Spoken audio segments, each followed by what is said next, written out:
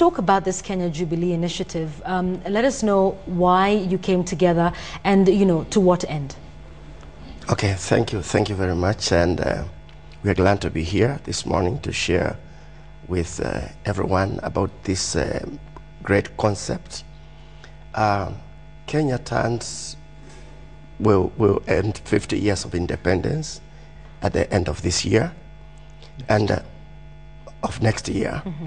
But we hear of the Golden Jubilee, which is actually, the Jubilee is a Bible concept. And so we went to the Bible and found out that this 49th year, when you end 49 years, you would then enter into the year of Jubilee. Mm-hmm. And probably maybe I could read a verse that might explain from the book of Leviticus chapter 25.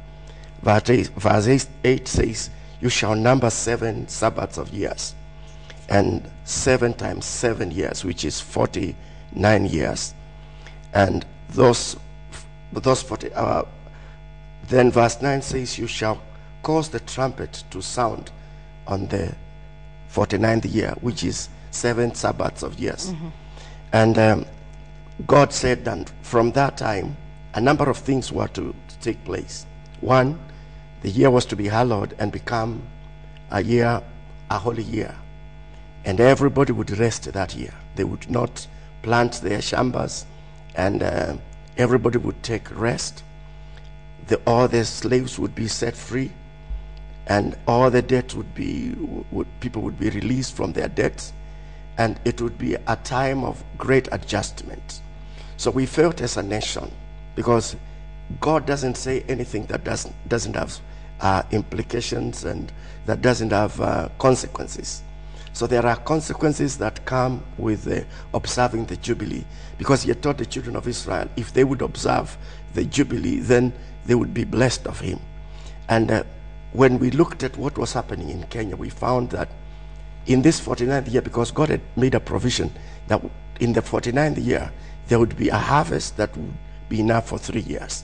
And as we looked at Kenya, if you look at Kenya today, there are a lot of things that have happened that you cannot give a natural explanation for. That this is the year we've discovered oil in several places, gas. This is the year we have had a very unusual infrastructure development that has actually not been there. So there is, and God had told the children of Israel, if you observe it, it will bring blessings. If you don't, it's going to have consequences. And that's why they went to captivity, because they never observed the Jubilee. Right. So that's why we came together. Okay, so obviously turning 50 is a very important year for the country. And I think, like Bishop Silas mentioned, there have been a lot of things that have been happening, positive ones. Yeah. There's people who are also a little scared. We're going into an election year, and here we are talking about Jubilee, and we're speaking positively. Yeah. Is that part of the plan, to also say, even though we're having elections, that, you know, still turning 50 is important, Reverend Chuguna? Yes, I believe it's very important, turning 50. And one of the things that we have appealed, and we have spoken very candidly even to politicians, is not to do anything that dampens this very special season for God. Because this nation, if you read the book of Acts 17 verse 26, there's an indication that God is the one who determines nations and determines their times and their boundaries. So Kenya is a nation that God recognizes as a nation.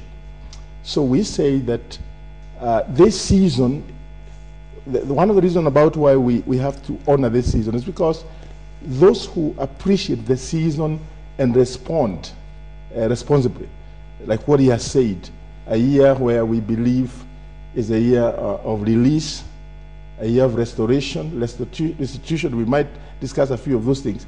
But the key thing is to say we are going into an election year, and we need to recognize whatever we do, we have to understand that this nation belongs to God. And we recognize God in the sense that He has given us a season. And like my friend has said, already there are some indicators of very, very positive developments that has happened in this nation in the last couple of years. And as we go into this new this new season which has begun, we urge all Kenyans, including the politicians, to conduct their business responsibly in recognition of a God who has honored this country with a season. When countries like Ghana went into this season, it was very special, because even their head of state and other government people recognized this is a season, and they worked. The government worked very close to the church in the ushering of the season.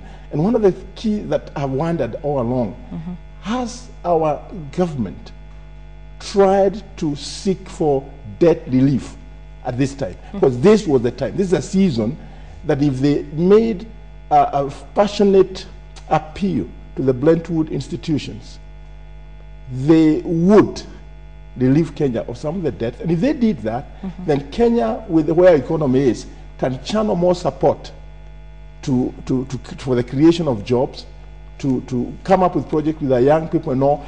And as a church, we are saying, can even churches adopt some of the people who are the less fortunate, the poor, and see what can we do within the course of this year to make it a jubilee? Because the only way it's not to be a jubilee is because employees will be given consideration for what they do. And it's important for us to understand that God is the righteous judge. So if I have somebody who I've hired and I am oppressing them, that offends God. And therefore, as we go to a season which we are calling a season of rest, a season of restitution, I know I don't know whether we'll have even time to discuss about the issues of land, because it's a very emotive issue in this country. But we really need to understand that we have a responsibility, all of us, together, to respond to the plight of those people who are still considered landless, living below the poverty line. What can be done for them to, because it's a time of celebration, that's why it's Jubilee, and everybody needs to be given a reason to celebrate. Okay, absolutely. Yeah. What are some of the activities, and I know you've mentioned some of the issues that you think we need to focus on, and we'll get into that in detail, the issues that we need to focus on as we turn 50 and we go into the Jubilee. What are some of the activities or initiatives that you hope to be able to either raise awareness about or actually undertake to enable us celebrate the Jubilee season? Okay. The Jubilee, as he said, is a time, it's supposed to be a feast. And we would like to bring everybody to this feast, a time of rejoicing. And we are focusing on a number of things. One is this season of politicking. As a church, we are getting together. We want to preach peace, speak to people, do civic education, let people know that if they have to make choices, let's just choose the right leaders. We don't have to fight over it. We don't have to agree in every aspect, but we can agree in diversity. We can still work together. And so that's one of them. Two, we want to, and we are appealing to Kenyans, like you mentioned. We wish those that are a bit well off can help the less fortunate.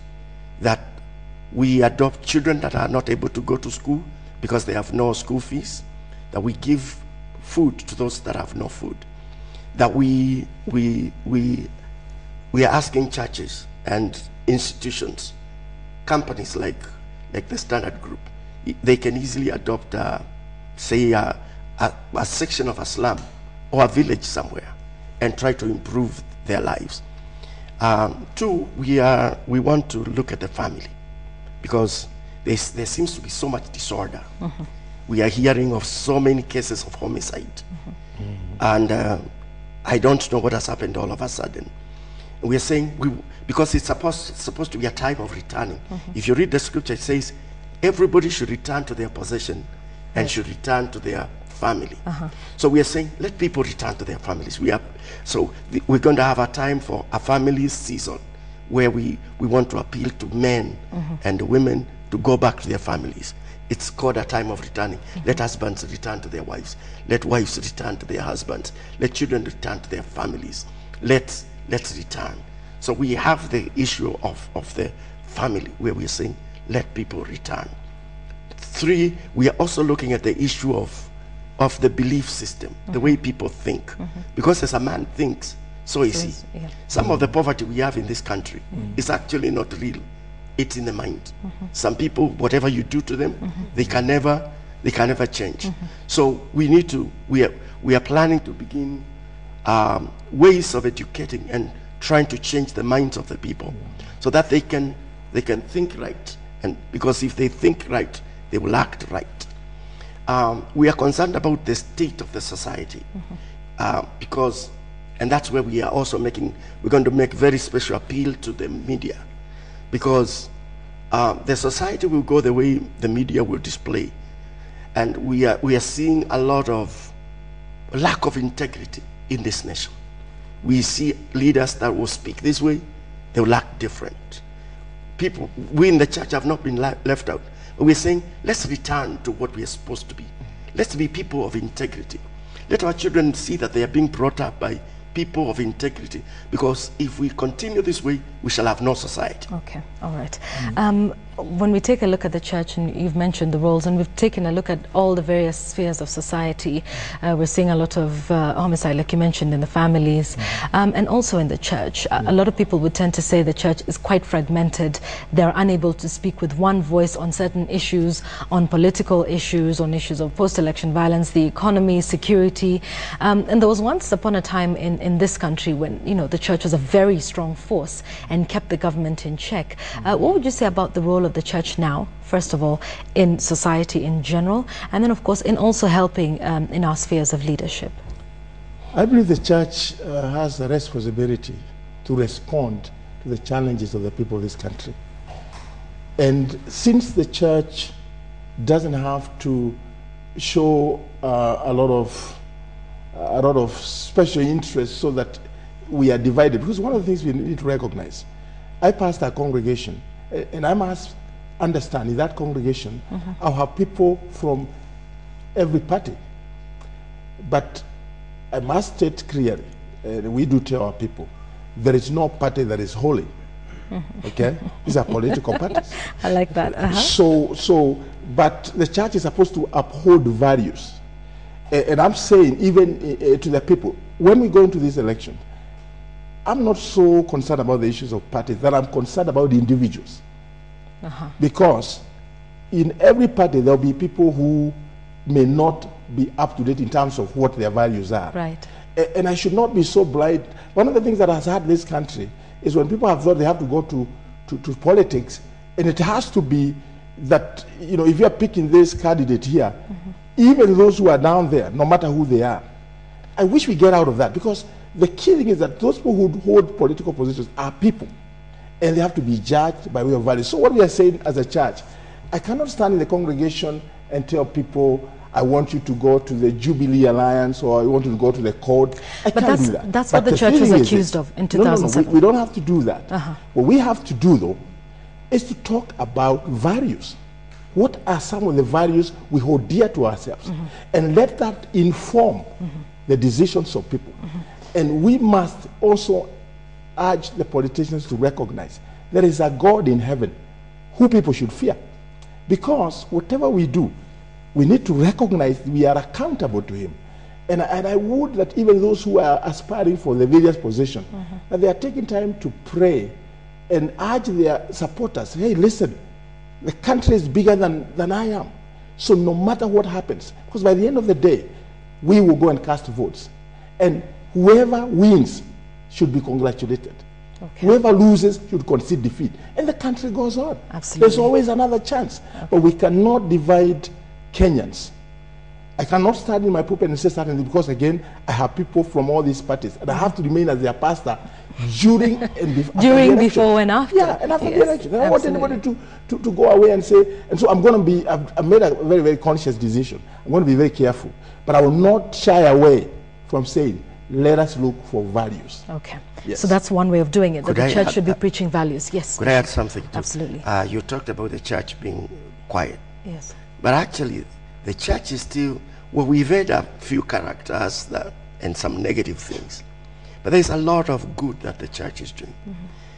Churches are running schools, hospitals, and all kinds of institutions, which I would also appeal to the media to highlight some of these good things, so that we don't just talk here about the bad that has happened. So it's important to realize there is a lot of good. It's the church that is stabilizing the nation in spite of all the evils that are going on. There are some people that are moderating what is happening. Okay, all right. So still believing the church plays a central role, and I like that, in stabilizing us during whatever transition period we're going through, through whatever is happening. When we speak of Jubilee and talking about it, a period of resting and restitution and restoration and coming back, how would we make this relevant to the average Kenyan who is going through a tough time? You know, the economy is difficult, no doubt. There's a lot of unsettledness and butterflies in our stomachs regarding the next election. How do we still maintain a celebratory mood in spite of everything that's happening? Well, the good thing is, this season we are going into, remember, it is happening at the early season of the Jubilee season. So by March the 4th, we go to elections, and we have leadership. So whatever leadership takes on would be part that will be, you know, join the church, join everybody to make life better for the Kenyan people, because it is Jubilee. And we must recognize that the people who can be able to help those who are struggling are the people who are able. And of course, we do know that many times the contest and the confusion has existed because of the big gap between the haves and the haves-not. And we must be able to respond. I'm very, very concerned. Like now recently when we were at the Nyayo Stadium, and these are issues that we really need to ask ourselves. When we went to the Nyayo Stadium the other Saturday, when the church was launching the season, definitely I appreciate what you say, that, you know, the church has not showed a lot of unity, because we should have had more people than we had, and you covered it. But we had a sizable, you know, number of people. But my concern was that, you know, when we were joined by the people from the slums who were walking to where they was calling it Liberty Walk. Yes. I was very concerned that the press never covered anything about that. And I've asked myself, what did happen? Because these people actually came from the city. We came from Langata Road, others came from other roads. But they came from the city and they really messed up traffic and everything. And I was thinking, why not the press, even the Standard and maybe the Nation or maybe the People, could have just said the caption here that there were some people who were walking, believing that time for the liberty has come. Because that, you need to be impartial, and this is my view. I think you need to tell Kenyans what is happening. I know it's very emotive, because again, we cannot dare presuppose that maybe the government, any government coming, will come with all the solutions at once. Right. And again, I want to ask you, like when we look at my neighbors, because I come from, you know, my church is just next to Kibera slums. When there was a lot of joy that people were moving from the slums to the new houses that were developed. Absolutely, yeah. Whatever happened, because today if you go to Kibera, you will not know there's anything that happened. Okay? It's like there were people who were waiting for these ones to move so they can. Yes. And that's a great concern. Right. And that's why he said earlier, we really need to educate our people to come out of certain kind of mentality. One of the pastors within our general area, a lady, did a survey, because they had started a church project to help women from Kibera slums. And they even invested money in it. But she came to discover, and I've heard her say this, that the problem is not just the poverty aspect. There is the issue of the mind. And I think we better face up to the fact that before you remove people from the slums, you have to remove the slums from their them. minds. Okay, all right. That's very critical. Okay, absolutely. Yes, I would like to add to this the issue of poverty in this nation. I think if we, during this time of celebration, if we can decide, I want to be a blessing, because the Jubilee brought some level of equity, because if you had thousands, if you had hundreds of servants, of slaves, they would leave you on that day. So of course you'd not be what they call filthy rich. You'd become ordinary. Okay. And the person that used to be a slave all his life would be moderated and would come up a bit. We are appealing to people, from people whatever level. Every one of us can do good to someone. Every one of us can help someone. I was educated by my cousin who was a bit well off than me. He paid my school fees. Today, I would not be who I am if he never did that. Okay. And we cannot do something during this time. Are those values we need to foster in us as Kenyans? Do you feel concerned about our value system? And maybe that's something we should work on as we celebrate Jubilee. Do you think we're sort of losing our values as Kenyans? You know, what is it that defines us as Kenyans?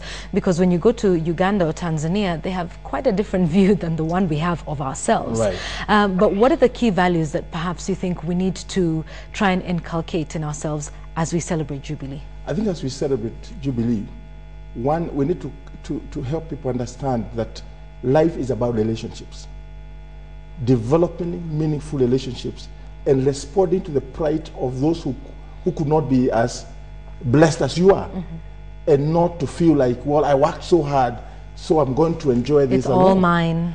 That sort of thing. The other thing we need to do is to emphasize on family values. One of the things that breaks society and destroys it is when the moral fabric of society is destroyed. Because why we are going to have leaders today and tomorrow is because leaders are going to have the values. Issues like drugs. There are so many people, very productive people, who have been destroyed by drugs. Whether it's banging or cocaine, or whether it's even alcohol itself, you know, it's a drug. People who would be building the economy, and they're not building it. So as a church, we have to continue preaching and emphasizing values. And again, we must not shy from the reality that Christianity advances the best values anyone can live for. And I know that Kenya is a multi-religious society, but we must not shy to talk about what Jesus did. And Jubilee is about emphasizing that people can celebrate the reality and of the goodness that we enjoy. Think about the things that have happened in this country. If only that God would help us, not to choose people because of parties, but choose people by their credentials, so that you're not going to that ballot and just saying, well, this is the person here, I want to go down. If we change that, we can have a mixture of good people. And my prayer is also, particularly to the leading people, particularly those who are the presidential candidates, I'd like to encourage them to read the book of Daniel chapter 2 verse 21 and recognize that even if we are doing all the things we are doing, there is a God in heaven who disposes kings and raises kings. If I were one of them, I would really be seeking God and asking, God, allow me to lead the nation.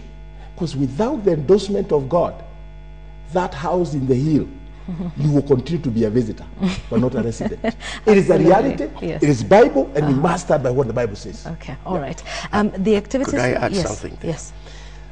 I believe that the Word of God provides an answer to any nation.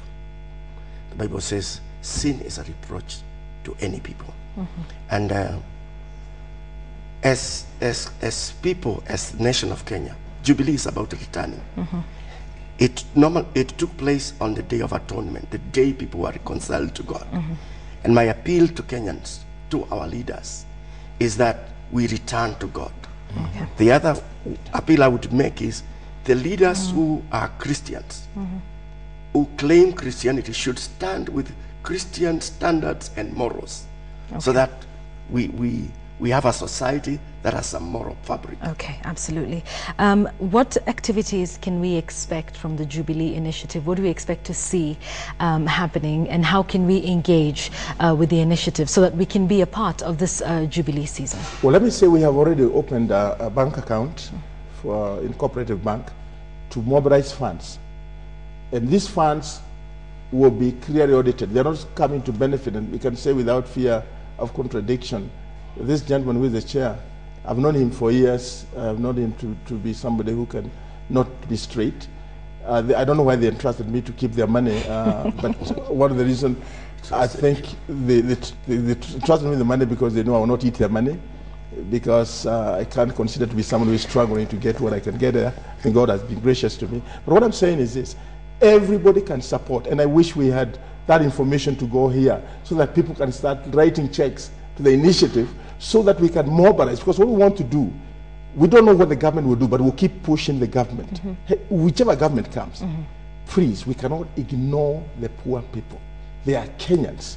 So the funds are for what? For mobilizing what activities. Okay. We like to do medical camps.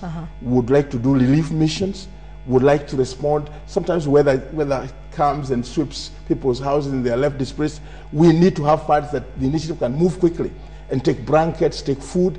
Those are some of the things we want to do. We're also appealing to churches, adapt people within your area, wherever you are in this country, and you have a community that is, that is desperate. What can you do? And I am involved in an initiative we're calling Loving the Name of Christ, and it has chapters all over this city. What we're trying to do is to bring churches together, like within the Langata Karen area. We mobilize churches, and we appeal to our members. And eventually, especially in the half of next year, we're going to have what we call clearing houses, where we will be asking our members to send all manner of materials that can respond to the plight of the poor. Okay. So this season will be great because this is something that can happen everywhere. We have Thika Road, we have Gong Road, we have Karura area, we have Rangata. And we want, if we succeed well here, we're going to replicate this throughout the country, so that churches can respond to the needs of the poor. Everyone, every Kenyan deserves a Jubilee. Absolutely. Yes. All right. So this is something where Kenyans can definitely engage. Bishop, as we come to the close of our discussion, just to recap again the importance of the Jubilee initiative and why we should engage, and why we should engage not just with you but also in our minds, I think, which is the running theme that you have been discussing this morning. All right. The Jubilee is so important. We are looking at 49 years as a nation with a lot of blessings from God. There's no reason why we should not be like all the other African countries. So God has been good to us. We need to enter the Jubilee year with a lot of thankfulness. And we also need to reflect, look at what God expects of us as individuals, and adjust our lives. It's a time of returning. I'm appealing to every Kenyan. Let us return to God. Okay. Number two, I'm appealing to all Kenyans. Let's consider the plight of the poor. They say 78% of all Kenyans are 35 and below. The youth here, the issue of the youth is an explosive, is a time bomb. We have to attend to it. And I see like we are looking at what we can get for now. But there is coming a time, unless we handle this very seriously, there will come a time when we have our riches, but we can never enjoy them. So we have to handle the youth issue. We have to handle the family issue very seriously. We need to look at our education system. And we are seeing parents send their children to school at a very tender age. This child has no life because they've been sent away. Right. And they have no foundation. So we are appealing to parents, please, let's do some parenting. Let's not leave it to teachers because they don't have the burden. And I'm appealing to all Kenyans. Because we are looking at this 1 year, and we are saying we want to project it to another 7 years when we will get engaged in economic activities that will help people, lift them up from their poverty and their issues. Absolutely. Thank you both so much for coming in. We have been speaking to members of the Kenya Jubilee Initiative, the chair and the treasurer. That's Reverend Dr. Jeffrey Njuguna and Bishop Peter Sila. We thank you so much for reminding us about keeping values in society. We have one SMS here from John in Nakuru saying he hopes all IDPs will be restored back to their former homes or resettled elsewhere in the spirit of Jubilee. Now, Jubilee has to exist in your mind as a Kenyan. Change your attitude, change your mind, and probably will change the country. We want to take a short break now. We'll be right back with our gubernatorial debate. We will be speaking to Honorable Margaret Wanjiru, and we will be speaking to Jim Nambaru as well. Get your tweets ready for any questions that you have that you'd like to ask them. Stay with us. We'll be right back.